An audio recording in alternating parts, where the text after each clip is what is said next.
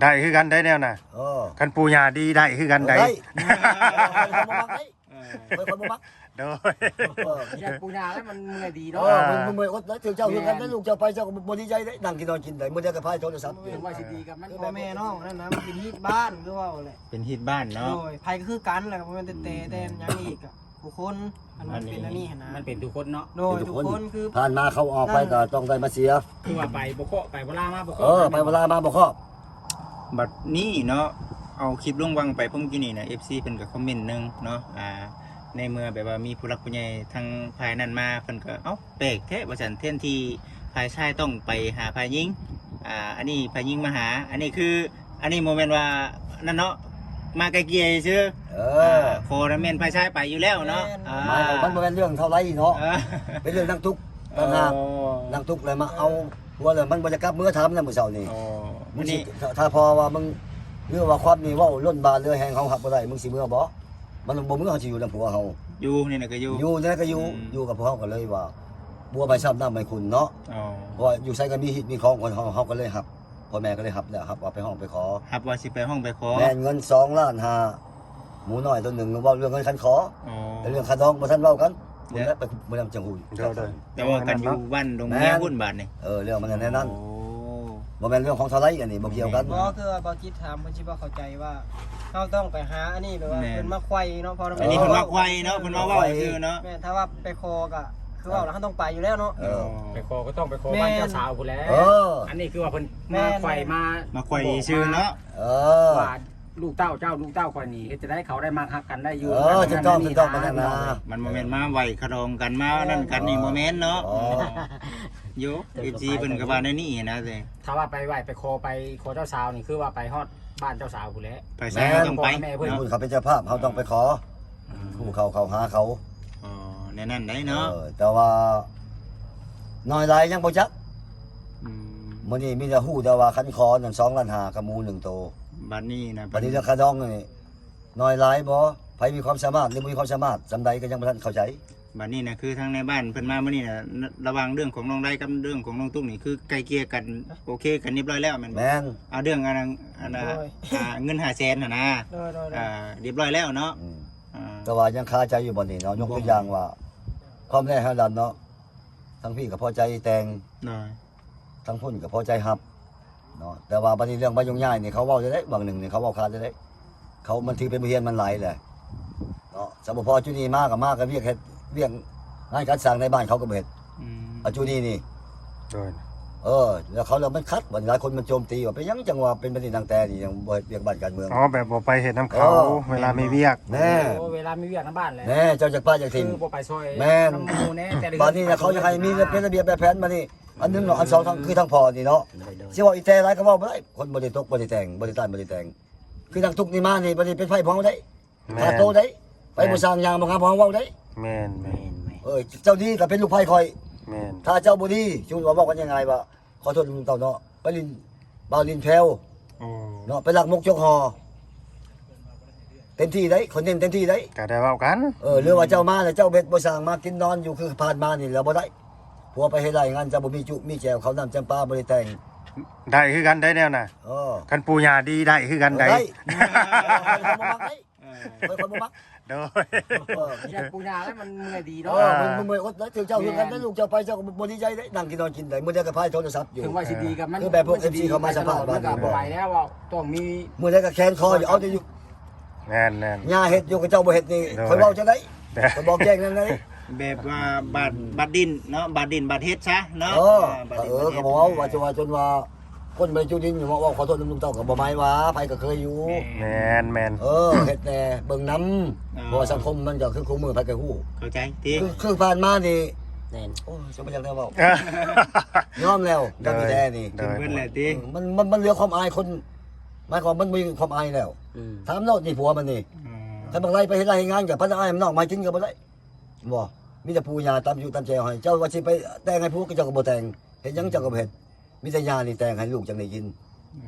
บัดนี้เป็นจังได๋น้องตุ๊กบัดนี้เอ้าจักยังบ่ฮู้ยังบ่ฮู้แต่ว่าบอกแล้วคืนนี้เด็ดขาดแล้วบอกแล้วบอกคักแล้วมึงรับได้บ่รับได้เบิ่งนึงก็เว้ามันว่ารับได้รับเฮ็ดมีแต่ถ้ารอเบิ่งฟังเบิ่งไปรอเบิ่งไปแต่บ่ได้บ่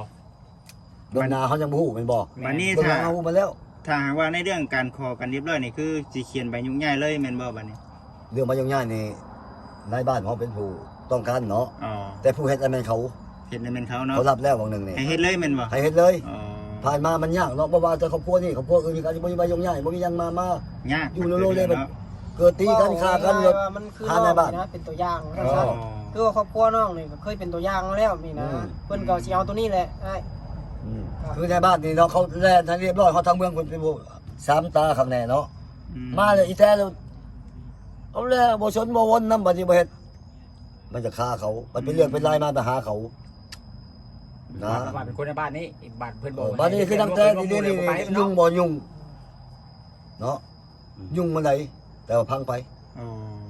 เอาเดี๋ยวนี้นี่ในบ้านพุ่นเนาะเส้นมาเลยแต่พุ่นเนี่ยเส้นว่าเขามาลบออกกันเป็นพุ่นแม่นบ่ เอาอยู่พุ่นก็สิ้นเรียบร้อยแล้ว ลบออกจากพุ่น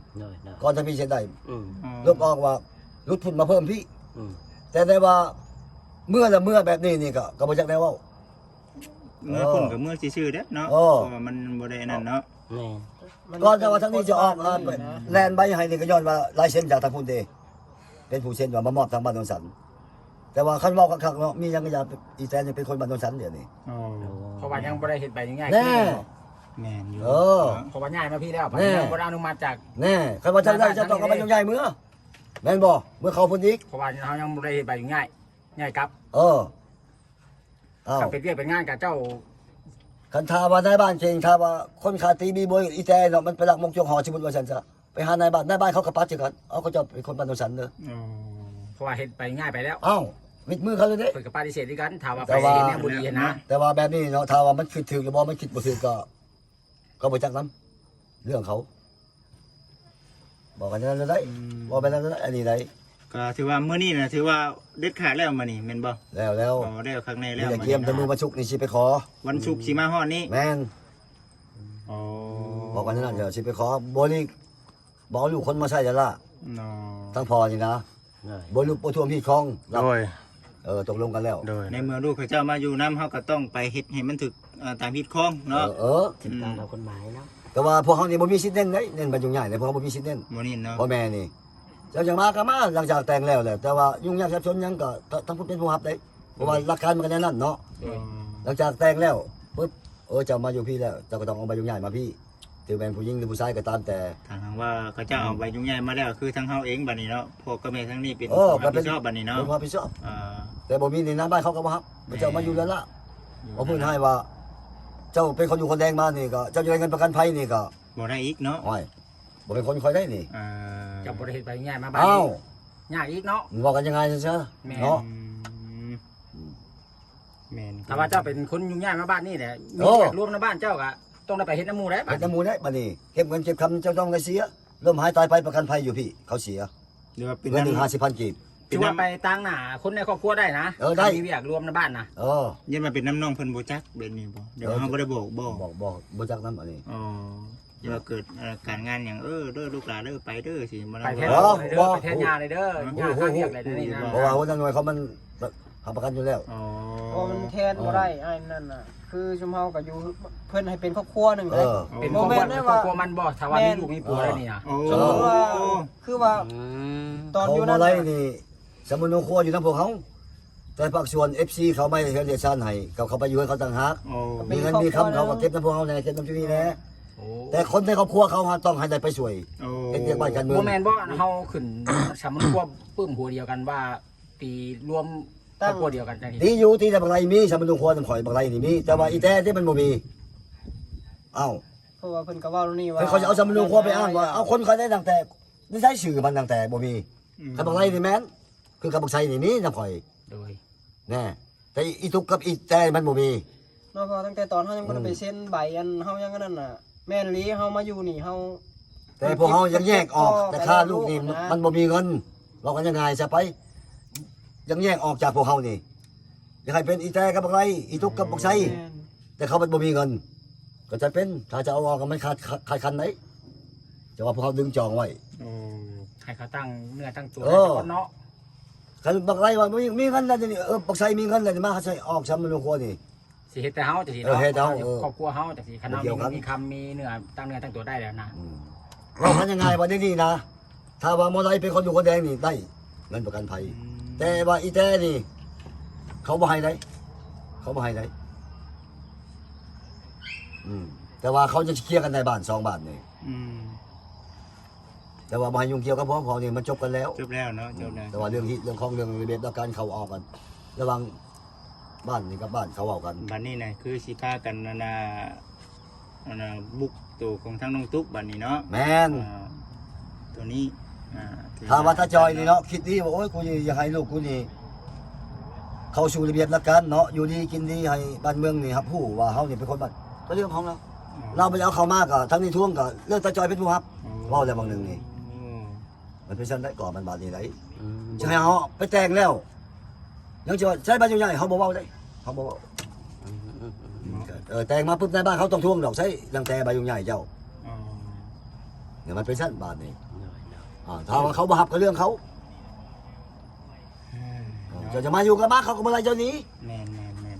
แต่ยกตัวอย่างคือว่าคันเป็นหันเป็นหนีนะแต่ว่ามีเรื่องมีราวอย่างเพิ่นบ่อยากฮับนี่นะ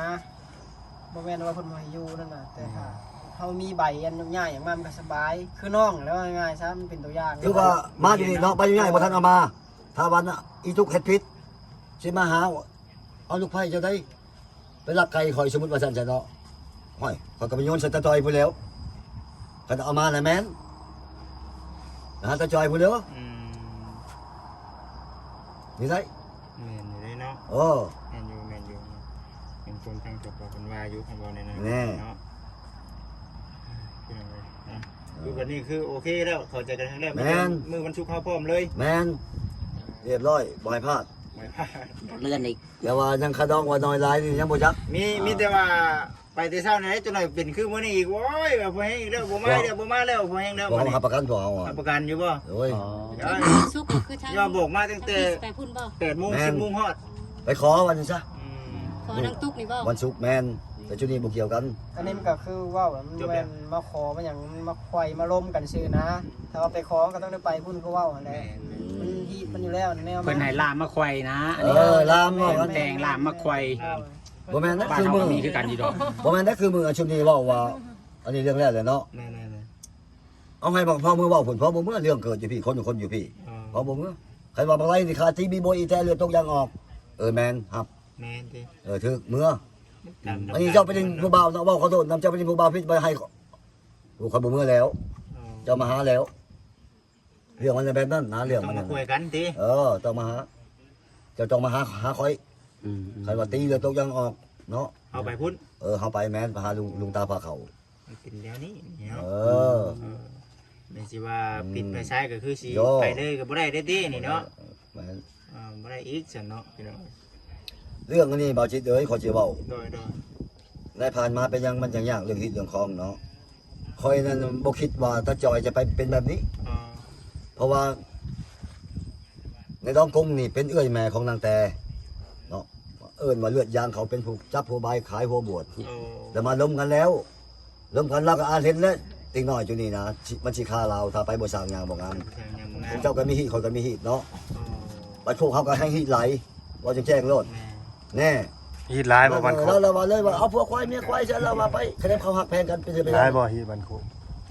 เฉพาะว่า บ่หลาย เฉพาะว่าลุงตาพาเขาลีได้บ้านนี้บัตรจอยเอาคนอื่นมาพวกเขาก็บ่เกี่ยวกันถ้าว่าบ่ดีบ่งามคนเบิ่งลายเส้นจะได้อีทุกไปลินสู้นี่คอยสิเล็งเอาน้ำเจ้าได้กีบเอากีบได้เจ้าหับได้แม่นบ่เจ้าหับที่หับคลองเด้เอ้า แต่หันตะนี่ก็ยัง เป็นคน กะยาเขาคนก็บ่หับเขาสิว่าโอ้จะเอาผู้อื่นมาให้ยังเขาก็บ่เว้าเจ้าหับได้ที่เจ้าจังมาหับที่หับคลองแม่นบ่ โดย บัดนี้ฮีดคอยฮีดผี